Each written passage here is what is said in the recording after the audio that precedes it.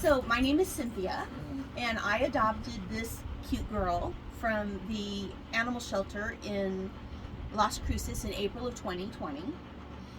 When I adopted her, she was extremely skinny, which I understood because she'd been on the streets for a long time. And of course, they didn't know anything about her because she was a street dog, but she'd been there already 3 months, I think.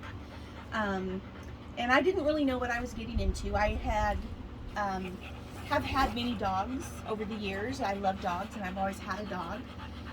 But she's the first dog that I ever had that showed any type of like fear towards either women or men, or any type of like aggression or reactivity towards other dogs.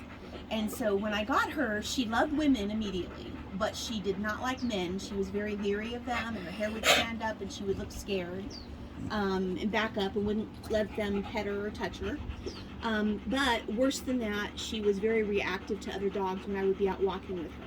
I was concerned about safety for her and for other dogs, as well as, you know, people if there was a dog fight and they tried to break it up. And I didn't know if I was going to be able to keep her. I was really kind of in a panic about it. I didn't know if I would be able to handle her. I had never had a dog like that before. Did she have an incident that made you that nervous? Yeah, she did go after another dog, a small dog.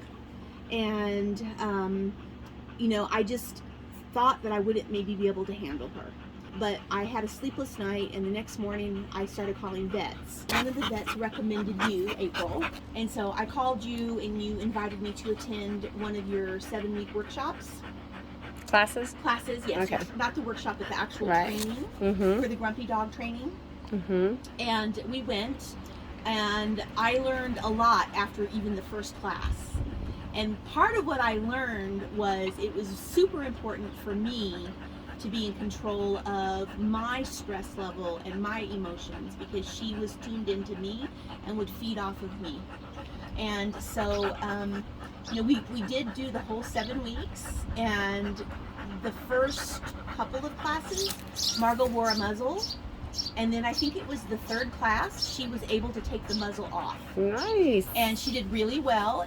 We learned a lot together. I really do believe that my being able to attend that series of classes with my dog and learning how to adapt my behavior, change my ideas, my attitudes, while working with her, doing the homework, practicing, and incorporating all the things I learned in class on my walks. For example, the loose leash, watching my own stress when we saw another dog, and watching her body language and learning about Margot's body language really made the difference between me not being able to keep her and being able to keep her. In class, we did the meet and greet, which was very unnerving for me the first time, but I think the instruction that we got from you, all the people in the class that we got from you as the trainer, put us at ease pretty quickly.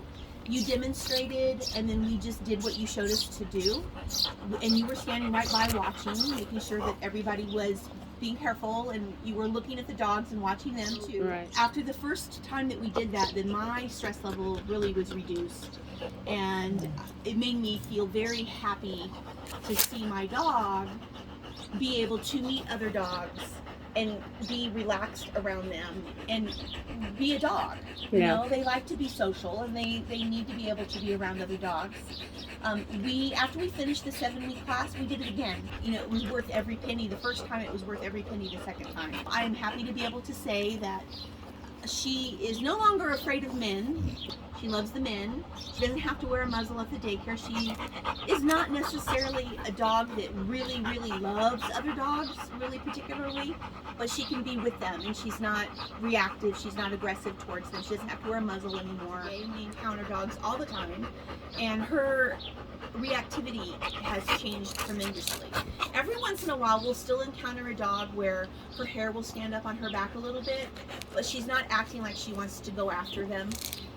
And we have actually had a couple of occasions where dogs who are off leash run up on us, and I have to remember what you taught us in class, to not panic, to stay as relaxed as possible.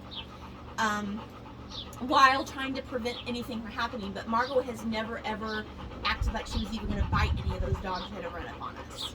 Have you ever, when a dog runs up to you, have you ever like just turned Margot around and let them Yes. right away Yes. smell the butt? Yes, I can tell the difference between when she's looking at a dog because she's playful, Mm-hmm. or she's curious, or sometimes I call it mad dogging. Mm-hmm. Sometimes I'll see her do that. There's a dog in particular that we run into. We call him Big Black Dog because we don't know his name. And for some reason, she doesn't like that dog, and that dog doesn't like her.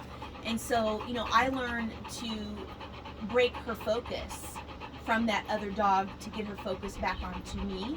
Mm-hmm. And then, I learned some other tricks like to block her view.